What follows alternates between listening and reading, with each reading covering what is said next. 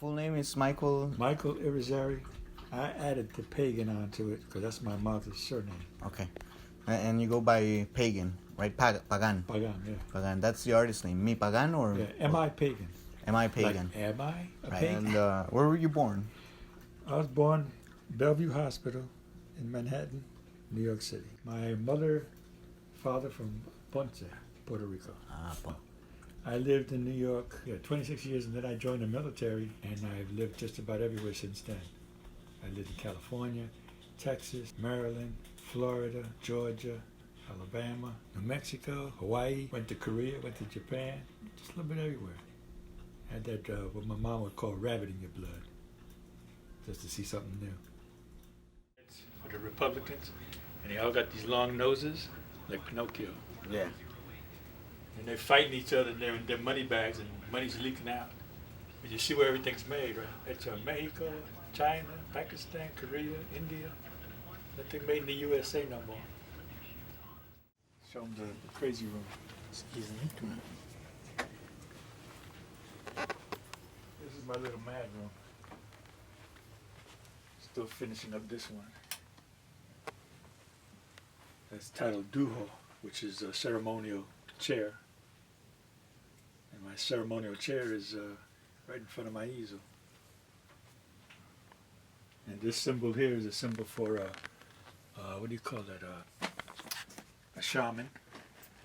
And then this is the eternity symbol. And this is my name written in Taino script.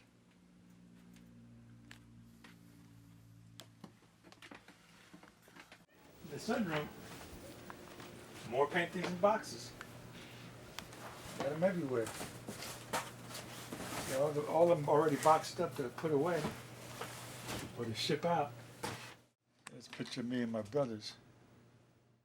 This is called number 11. Instead of 12 disciples, it's 11. Because 11 is supposed to be an unholy number. See, because like you got the guy who's in charge, right? The shithead. Yeah. Little flies around him. Then you got the rats and the clowns, the military, politician, religious man, another pig. You'd say that cats are kind of slimy and sneaky. A pumpkin head is a guy who has nothing inside him because you pop it, it's hollow. There goes a politician screaming and hollering. Then you got a rabbit, it's a trickster. Tons of them. I got them everywhere. In order to not get caught doing stuff, I'd end up in libraries, I'd end up in museums, and just looking at all the artwork, I got interested in that stuff. And my mom was great at that. We didn't have much, but she would bring home clay, pencils, stuff like that to sketch and draw to occupy us. Otherwise we'd be in the streets being like the rest of the people, you know, being bad. I think everybody in the family had an inclination to do art. My grandpa did, he had an old-fashioned printing press, the ink printing press, the one that you pull down like that and it inks. Yep. He had one of those, and he made his own greeting cards. He couldn't write very good, so he learned calligraphy. He became really prolific at it. As well as that when he wanted a little extra money when he was younger, he would make boxes and little crates.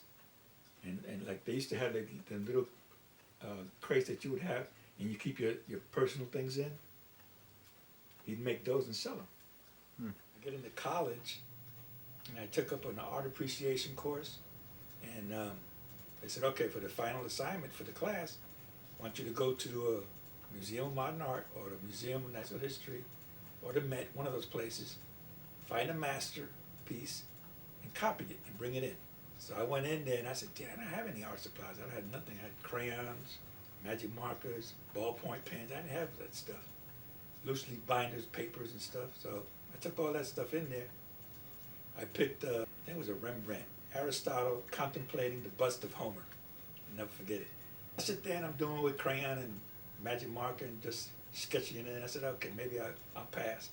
I handed it in, and the lady gave me an A+ for the class and wanted to see me afterwards. I said, okay. She said, the work was incredible, she said. I said, really? It was like a mess to me. crayon and all this other nonsense. And she says, you should consider taking up some art courses to see where it takes you, because you have a knack here. Something's here. But I took a couple of classes, and the teachers they weren't the teachers that you find in art schools and all this other stuff. These were starving artists back in the late 60s and early 70s. The starving artists from the Greenwich Village area in Soho, in Lower Manhattan. And in order to make ends meet, they would teach at the universities. Their teaching was, let's see if you can do this and show me something. And one of the teachers that I loved the most, well, actually two of them, or maybe three, but two that I remember the most, one was a teacher that we did with clay. And for the final assignment, we had to make a little sculpture and present it to the teacher. And he would grade us on it. So I did a little figure, a little female figure reclining on a sofa type thing. And I'm walking in, and I see in the back of the classroom a big target.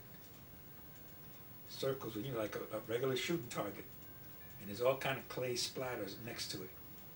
So I walk in, and he looks at my piece. He says, what do you think about it? I said, I think it's pretty good.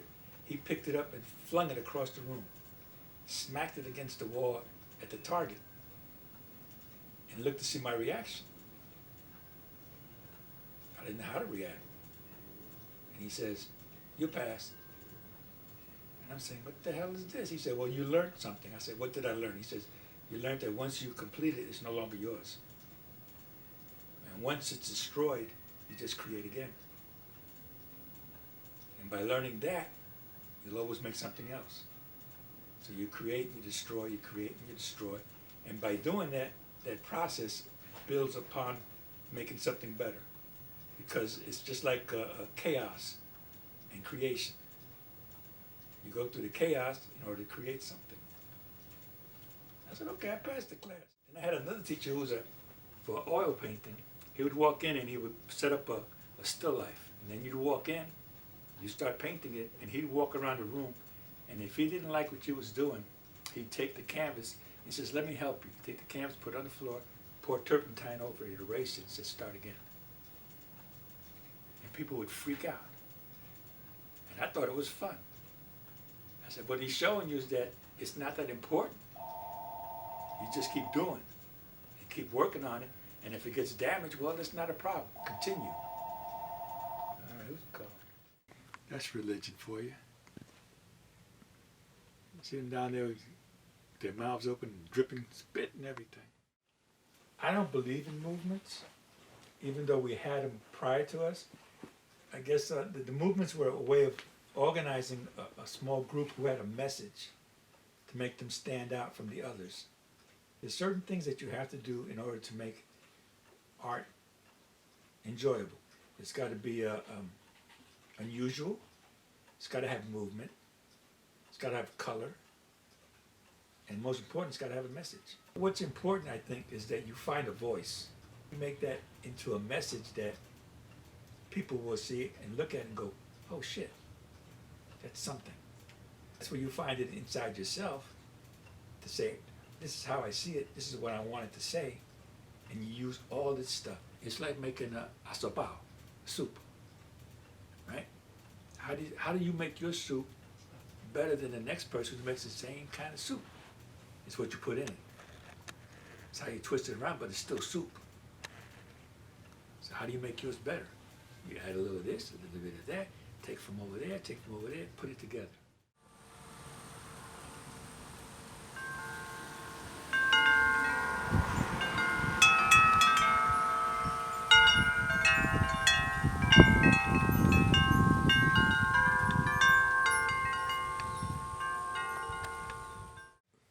But I do all the framing, all the stretching, all the work by hand myself. So. Oh yeah? Yeah.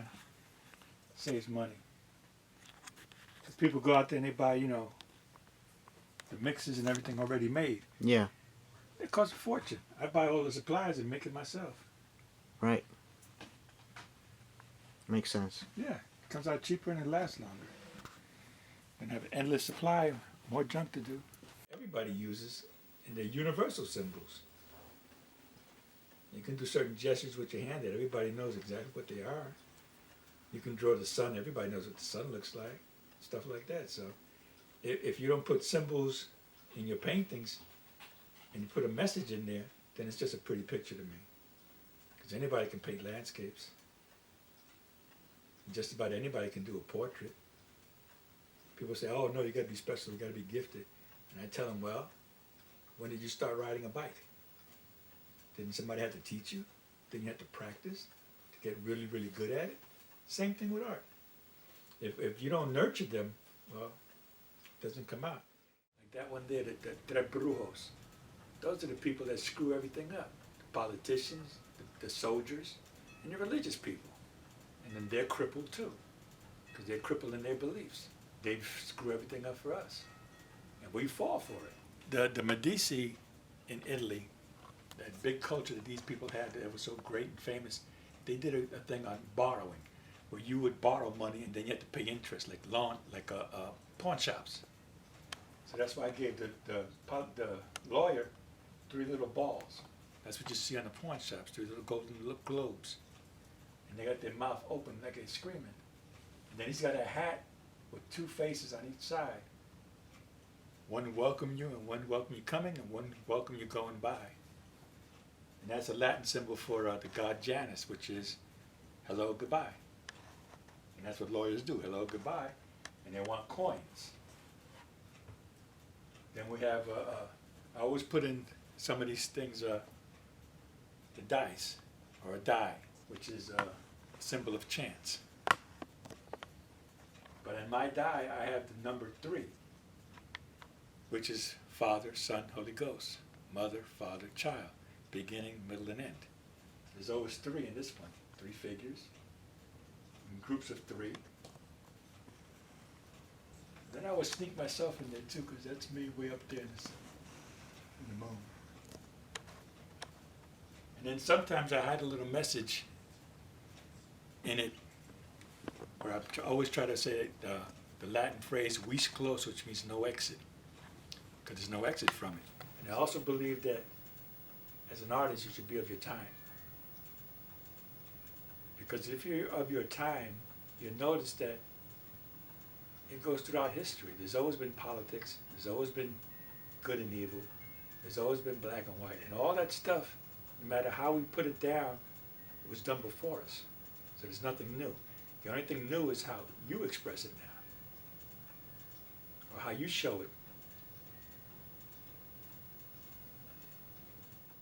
Where they try to figure out what style I use. Some say Cubist, some say Surrealism, some say whatever. But to me, I use all of them, because that's what they were for. I take from Picasso, I take from Moreau, I take from everybody, and then try to make it my own. Sometimes it works, sometimes it doesn't. I mean, I can't paint the tree better than God can create a tree. Now, I can take that tree and transform it into something else. It'd be my vision of it. And sometimes that works. But the tree doesn't give me a message as to the times that we're in. Senior class, for my senior project in art, they asked me to do a show. And that was part of the project for everybody who's graduating from the art department. Do a show and use a master and make something out of it. So I was trying to figure out what the hell to do. And I have all this scrap canvas on the floor with stains and from paints and everything. I said, well, gee whiz. I started cutting them up. I started burning the edges. I started staining them. And I collaged all that scrap that was on the floor onto the canvases. I put it in the show. I did drawings of all that, a bunch of junk. And I thought it was funny. I thought it was a good idea. So I go into the area, and all the professors are sitting there drinking coffee, smoking cigarettes, and not paying attention. So I walk in there, I said, well, half hour later, I'm saying, well, what the hell? So I walk up to him, I said, well, what's the matter? I don't get any reaction or nothing. So my professor looks at me and says, go cut off an ear. And I sat there trying to figure out what the hell does he mean, go cut off an ear? He says, you sacrificed, you did, now what? You continue. I thought that was one of the greatest lessons that I learned, that you may think that the work you do is incredible, and maybe it's not. But it all depends on the eye of the beholder, I guess, and the people that look at it. But if you don't use the technical skills that you have to portray that and to put that message out, it's not going to work. It's just like you as a writer. You have to go like this and grab somebody by what you say. Your words will carry a lot of meaning. Otherwise, why say it? My images, I want them to carry a message. Otherwise, why paint it? I have series of buildings. I have series of clowns. I have series of hospital insults, churches, everything, continuously. It becomes something that's so universal that when you find that image and it speaks in your work, just like if you write and you find that something in there and it captivates and it captures and it's so strong that whenever they see it, they know. That's a masterpiece. That's a masterpiece. Because now it becomes universal. If it's not universal, then you're doing what everybody else is doing. The same thing like with all these famous writers. There's something in it that you read, or even the painters, you see, you know it's him. Because it becomes universal in a sense. It's like the symbol of the sun. I don't care what culture you're in. You know it's the sun. That's individual. That's coming out of you. How do you show that to other people? How do you get that message across and don't hurt yourself? When I did paintings, I got so frustrated because people kept saying, what are you trying to do? What are you saying then? Nobody's going to like that. They're not going to understand it. And if they don't, well, let me change it around a little bit. I said, I was insulting the politicians so much. I said, well, everybody loves clowns. Okay, make them clowns. Now people say, oh, that's a great message. Oh, yeah, I didn't see how you did that. I used the wrong thing the first time. Now I changed it around. I destroyed those and created new ones.